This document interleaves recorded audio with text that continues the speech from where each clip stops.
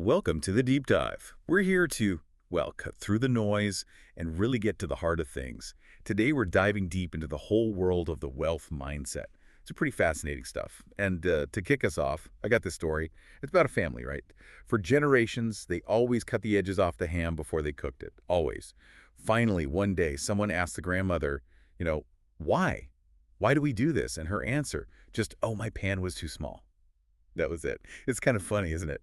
But it really shows how habits, beliefs, they just get passed down. Yeah, without anyone really questioning them sometimes. Monkey see, monkey do. Exactly. And that applies so much to how we learn about money, wealth. We often just soak it up from our parents, maybe influential friends. Sure, that's usually where it starts. But here's the thing to think about, is that advice we inherited always, correct for us. Unless maybe your parents were Warren Buffett or Vicky Robin or your best friend was Bill Gates. Which, let's be honest, isn't likely for most people. Right. Probably not. So that advice might not be the golden ticket. So how do we figure out which patterns are holding us back? Maybe even unlearn them. That's our mission today. We're going to unpack insights from Harv Eker's book, Secrets of the Millionaire Mind. Heard of it? Yeah, it's a classic in this field. Very direct. Very direct. We're going to focus on 5 key characteristics. Eker says really separate, well, the rich from the poor, financially speaking. Hopefully help you spot maybe some old habits worth ditching. Ready to explore these? Let's do it. Okay, so Eker's first big takeaway is this. Rich people believe I create my life. And on the flip side, poor people believe life happens to me. Sounds simple, almost too simple maybe. But what does that actually look like day to day? It's huge. That life happens to me mindset, you see it a lot. Think about people who rely heavily on winning the lottery, for example. Waiting for luck to strike. Exactly. Waiting for something external to fix things instead of taking responsibility. Eker says people stuck there often fall into 3 habits: blaming, justifying, and complaining. The blame game. Yeah, the blame game. It's always someone else's fault. The economy, the boss, the government, their upbringing, never looking inward. Okay, and what about justifying? If there's no one obvious to blame. Then they might just dismiss it, right? Like you hear people say, oh, well, money isn't really that important anyway. Right. I've definitely heard that one. Eker really calls that out. He uses this analogy. Think about it like a relationship. If you keep telling your partner, you're not really important, how long are they going to stick around? Not long. Nope. And he says money's the same way. If you constantly downplay its importance, it won't stick around either. Plus, there's this idea, what you focus on expands. Okay. So if you're always complaining, always focusing on what's wrong, what are you attracting? More of what's wrong, more negativity. Exactly. It's bad for your bank balance, sure, but it's also just, well, draining mentally. So the rich person's approach is the total opposite then. Complete opposite. They take full, 100% responsibility for their financial situation. The good, the bad, the ugly, it's on them. Okay, so what's the actionable thing here? How do you do that?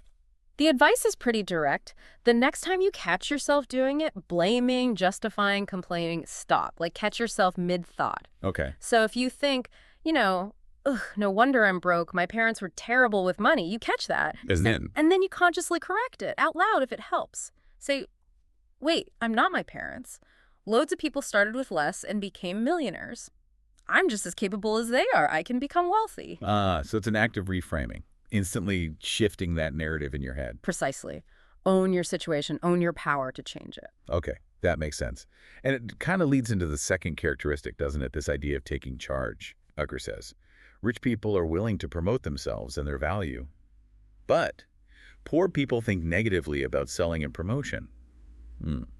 This feels like a really big one for a lot of folks. Selling feels icky sometimes. It absolutely is a big one. Eker argues that resenting promotion, actively disliking it, is one of the biggest roadblocks to success and wealth. Think about it logically. If you're not willing to tell people about the value you offer, whether it's you, your skills, your product, your service, someone else will. Someone else will. And they'll get the opportunity, the sale, the job, you get bypassed. And this isn't just for business owners, It applies if you're trying to get a raise, get promoted, anything. Yeah, okay. So why do people have such a negative view of it? I mean, the source mentions a few reasons. There are several common ones. Like maybe they had a bad experience, got cornered by some super aggressive salesperson. Well, that's a classic one, yeah. A bad, hard sell experience can put you off for life. Or maybe they tried selling something themselves once and got rejected. That stings. Rejection is tough, definitely. It can make you shy away from trying again. Or maybe it's upbringing. Being taught that talking yourself up is bad manners, that it's more noble to praise others. That don't toot your own horn idea. It's deeply ingrained for some. And then there's the attitude Eker mentions, like feeling promotion is beneath you. Right, my product is so amazing people should just find me and beg for it kind of attitude. Yeah, that doesn't usually work out so well. Not usually, no. So if we look at the bigger picture here, the wealthy, they don't see promotion as this negative thing. They see it as essential. It's about effectively communicating how you can help someone, how you offer value. It's a tool. A tool they use to get ahead, while others who resent it get left behind. That's the core idea. Yeah, use it to your advantage. Okay, moving on. Let's unpack the third insight. This one surprised me a bit initially. Rich people are excellent receivers. Poor people are poor receivers. Yeah? Being a good receiver. How's that key to wealth? Well, Eker makes a pretty bold claim here. He says the number one reason people don't reach their full financial potential is because they are poor receivers. Simple as that. If you can't receive, well, you don't get. Huh. Why are people bad at receiving? What's the root cause? Often, he says, it goes back to that feeling of not being worthy, that deep down, I'm not good enough feeling. That guy. It runs deep. But here's the thing about worthiness. Eker argues it's totally subjective, 100%. He uses the example of Donald Trump in the book. Some people think he's worthy of everything, others absolutely don't. But he believes he is. So it's not about external validation. It's about what you decide you're worthy of. Exactly. You just have to decide, yes, I am worthy of good things. I am worthy of abundance. Okay, what about that old saying, though? It's better to give than to receive. That seems to contradict this. Yeah, that saying causes a lot of trouble, according to Eker. It sounds noble, but think about it. Mathematically, almost. For every giver, there has to be a receiver, right? It's a two-way street. Okay, yeah, logically. So if you refuse to receive, if you're always pushing compliments away or help or gifts, you're actually stopping someone else from giving. Oh, I never thought of it that way. Yeah. You're breaking the cycle. You're breaking the flow. Eker puts it quite provocatively. He asks, if receiving is supposedly bad or sinful, what kind of person are you to force someone else into being a sinner just so you can be the noble giver? Wow, okay. That's a strong way to put it. It makes you think, though. The point is, giving and receiving are like two sides of the same coin. Neither is better or more blessed. They need each other. So how do we practice this? How do we get better at receiving? Start simple. Yep. Really simple. The next time someone gives you a compliment, a genuine one, don't brush it off. Don't say, oh, this old thing, or it was nothing. Exactly. Just look them in the eye, smile, and say thank you. Accept the gift. Accept those kind words. That sounds doable. A small step. It's practice. Flexing that receiving muscle. All right. Let's dive into number 4. This one's about how we get paid. Rich people choose to get paid based on results. Poor people choose to get paid based on time. Talk about income structure. Yeah, this is a big mindset shift for many. Eker explains that people with, let's call it, a poorer mindset, they often prefer the security of a steady paycheck. Hourly wage, monthly salary. Security feels safe, right? Predictable. It does. But why do they crave that security? Eker suggests it often stems from fear. Fear of actually testing their value in the open market. Fear of earning based purely on performance. Because what if they don't perform? Exactly. But that security, that guarantee, it comes with a huge price tag. Which is? A ceiling on your income. There are only so many hours in a day, right? You can only work so much. Trading time for money inherently limits how much you can earn. Eker stresses this. Never have a ceiling on your income. Find ways to remove it. Okay, so how do the rich do it differently? They're not trading time for money. Not primarily, no. They focus on results. They set up income streams that aren't capped by the clock. Think owning a business, getting commissions, stock options, profit sharing, ways where the potential isn't limited by hours worked. So it's about performance, about the value delivered, not the time spent. Precisely. And this ties right back into belief, doesn't it? How so? Rich people generally believe in themselves. They believe in their value, their ability to deliver results. So they're willing to bet on themselves with performance-based pay. Whereas those with a poor mindset maybe lack that self-belief. So they need the guarantee of a salary. That's the idea. They need that safety net because they don't fully trust their own ability to produce results consistently. It really asks you, are you willing to bet on yourself? So the advice here is pretty bold. Try to shift your income, even partially at first. Yeah, the source really pushes this. Try to get at least some part of your income tied to performance, to results. Maybe negotiate commissions or bonuses based on targets. Start a side business based on results. And the ultimate goal is? Ideally, Eker suggests, work towards having 100% of your income based on your results. That's where the real potential for wealth creation lies. Unleash yourself from the clock. Okay, wow. That's a big shift for many. And that brings us to our fifth and final characteristic. This one's about how we approach choices. Rich people think both. Poor people think either. Let's try a quick game. Okay. What would you choose? A fulfilling career or great relationships? Low risk or high reward? Swedish meatballs or lingonberry jam?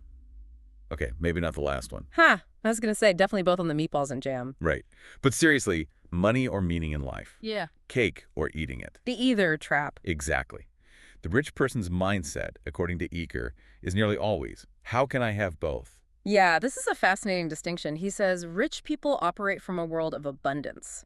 Poor people often operate from a world of limitations and scarcity. And that's a mindset thing, right? Not necessarily about actual resources. Absolutely. It's crucial to get that. It's not about the physical world having limits, though sometimes it does. It's about the internal world, the mindset you bring to it. So you hear scarcity thinking in phrases like, oh, things like, I can't afford that, full stop. Or there's just never enough money. Or the classic, you can't have everything. yeah. Those sound familiar. We probably all say them sometimes. We do. But the problem with that either scarcity thinking is it just shuts down creativity. It stops you looking for solutions. Because you've already decided it's impossible. Exactly. You've closed the door. The rich person's alternative, instead of saying, I can't afford that, is to ask. How can I afford that? Or how can I have both? Precisely. Ask the question. How can I have a fulfilling career and make great money? How can I have financial security and enjoy my life? And Eker's point is, once you start genuinely asking, how can I have both? More often than not, you actually find a way. Your brain starts working on the problem. That's where it gets, as I like to say, really interesting. It opens up possibilities instead of shutting them down. It forces you to be creative, to find solutions, to think outside the either box. It's about becoming an innovator in your own circumstances. That's a great way to put it. Okay, so let's pull this all together. Quick recap, because, repetition helps this stuff sink in. 5 key takeaways from T. Harv Eker we've unpacked today. First, you create your life. Take responsibility. Ditch the blame, justifying, complaining. All right. Own it. Second, be willing to promote yourself and your value. Don't shy away from it. Essential. Third, practice becoming an excellent receiver. Learn to accept good things, compliments, abundance, say thank you. Open yourself up. Fourth, choose to get paid based on results, not just your time. Break free from that income ceiling. Bet on yourself. And fifth, think both. Reject that limiting either thinking. Ask, how can I have both? Embrace abundance. Find the and. And if we connect this to the bigger picture, these aren't just, little money tips. These are fundamental shifts in perspective, how you see the world, how you see yourself, your potential within it. Definitely. It's moving from being passive and scarce-minded to being proactive, abundant, and really taking the wheel. Absolutely. It's about taking control of your financial destiny by mastering your internal world first. So as we wrap up, here's the final thought for you, the listener.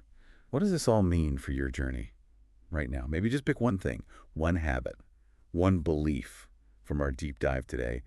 Which one feels like something you're ready to maybe unlearn or perhaps adopt starting this week? Yeah, think about it. Which of these 5 shifts, creating your life, promoting yourself, receiving, results-based pay, thinking both, which one could have the biggest, maybe most immediate impact for you? Could be on your finances, could just be in how you interact with people day to day. Something to mull over. Thank you so much for joining us on this deep dive.